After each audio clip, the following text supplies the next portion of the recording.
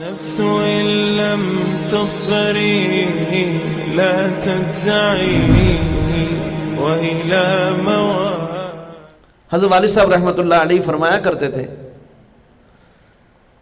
توجہ سے سنیں، فرمایا کرتے تھے کہ تقوی ذریعہ بھی ہے مقصود بھی ہے۔ کیا فرمایا؟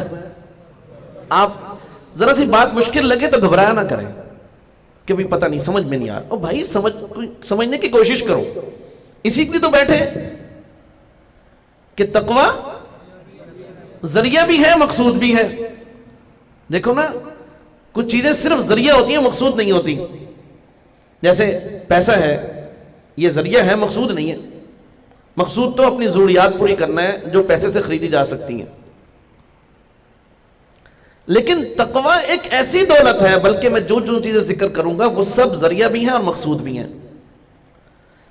کہ تقوی ذریعہ بھی ہے اور مقصود بھی ہے، کہ تقوی کو اختیار بھی کرنا ہے اور تقوی کے ذریعے سے اللہ تعالیٰ کی نعمتوں کے دروازے بھی کھلیں گے۔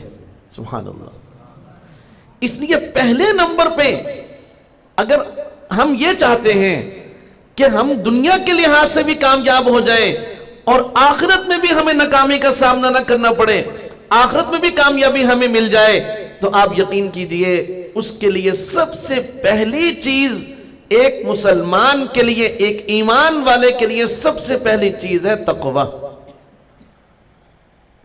اللہ کی محبت، اللہ کا خوف، اللہ تعالیٰ کی محبت میں اللہ تعالیٰ کے تمام احکامات کو بجا لانا اور اللہ تعالیٰ کے خوف کے نتیجے میں تمام ان کاموں کو ترک کر دینا جن سے اللہ تعالیٰ نے رکنے کا حکم دیا ہے۔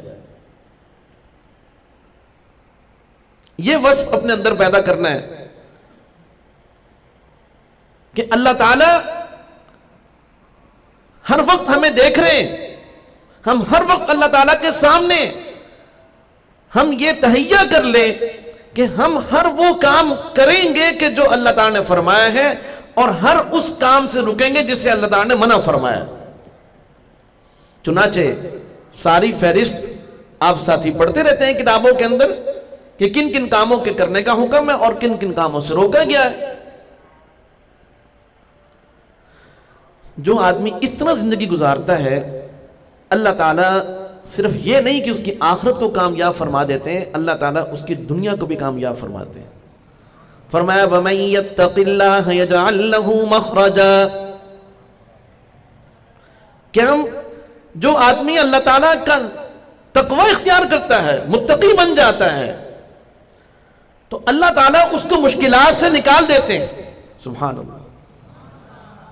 آج لوگ کہتے ہیں کہ بھی بعض شرکیہ کام بتاتے ہیں، کہتے ہیں شرک کر لیا جائے تو ہم جو ہے فلاں مشکل سے نکل سکتے ہیں۔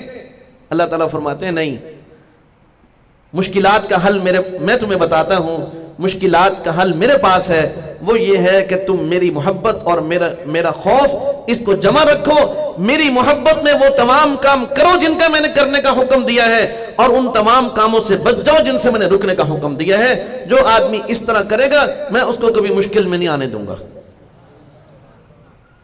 وَيَرْزُقْهُ مِنْ حَيْثُ لَا يَحْتَسِبْ، سبحان اللہ۔